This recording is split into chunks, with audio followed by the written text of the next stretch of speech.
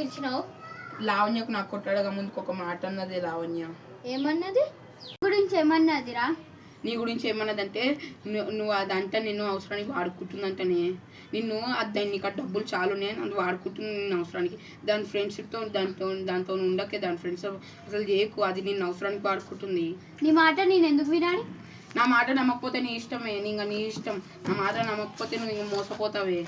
సరే నేను లావణ్యని అడుగుతాం. ఏంటి ఎంతసేపు మాట్లాడుతున్నావు?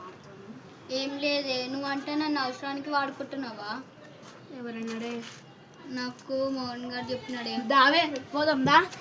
ఏం కాదు ఉండే. దావే దా దా. అయ్యా వాళ్ళిద్దరు ఇప్పుడు కొట్లాడుకొని విడిపోతారు మంచిగా.